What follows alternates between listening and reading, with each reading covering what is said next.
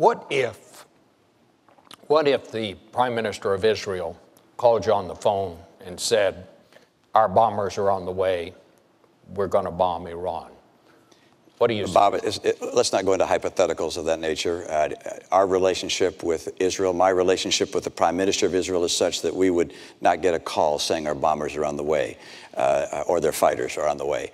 This is the kind of thing that would have been discussed and thoroughly evaluated well before that kind of last minute. So you say it just wouldn't happen? That's okay, well, let's see what let me come back. Let's come back and go back to what the President was speaking about, which is what's happening in the world.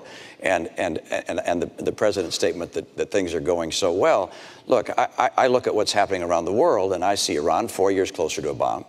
I see the Middle East with a rising tide of violence, chaos, tumult. I see jihadists continuing to spread, whether they're rising or just about the same level, hard to precisely measure, but it's clear they're there. They're very, very strong. I see Syria with 30,000 civilians dead.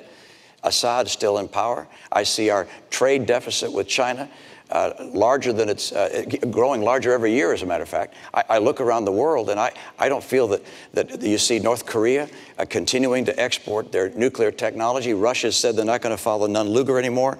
They're back away from nuclear proliferation treaties that we had with them. I look around the world. I don't see our influence growing around the world. I see our influence receding, in part because of the failure of the President to deal with our economic challenges at home, in part because of our withdrawal from our commitment to our military in the way I think it ought to be, in part because of the turmoil with Israel. I mean, the President received a letter from 38 Democrat senators saying the tensions with Israel were a real problem. They asked him, please repair the tension. Democrat senators, please repair the damage in his own party. Governor, the problem is that on a whole range of issues, whether it's the Middle East, whether it's Afghanistan, whether it's Iraq, whether it's now Iran, you've been all over the map.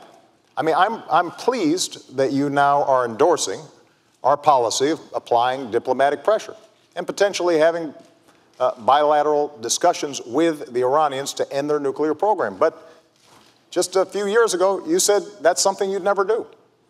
In the same way that you initially opposed a timetable in Afghanistan. Now you're for it, although it depends.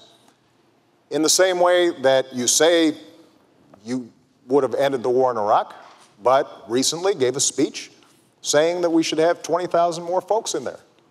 The same way that you said that it was mission creep to go after Gaddafi. When it comes to going after Osama bin Laden, you said, well, any president would make that call. But when you were a candidate in 2008, as I was, and I said if I got bin Laden in our sights, I would take that shot, you said we shouldn't move heaven and earth to get one man. And you said we should ask Pakistan for permission. And if we had asked Pakistan for permission, we would not have gotten it. And it was worth moving heaven and earth to get him. You know, after we killed bin Laden, I was at Ground Zero for a memorial and talked to a young woman who was 4 years old when 9/11 happened. And the last conversation she had with her father was him calling from the Twin Towers, saying, Peyton, I love you and I will always watch over you. And for the next decade, she was haunted by that conversation. And she said to me, you know, by finally getting bin Laden, that brought some closure to me. And when we do things like that, when we bring those who have harmed us to justice, that sends a message to the world, and it tells Peyton that we did not forget her father. All right. And I make that point because that's the kind of clarity of leadership, and those decisions are not always popular. Those decisions generally are not poll tested.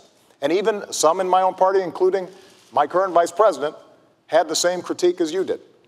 But what the American people understand is that I look at what we need to get done to keep the American people safe and to move our interests forward, and I make those decisions. All right.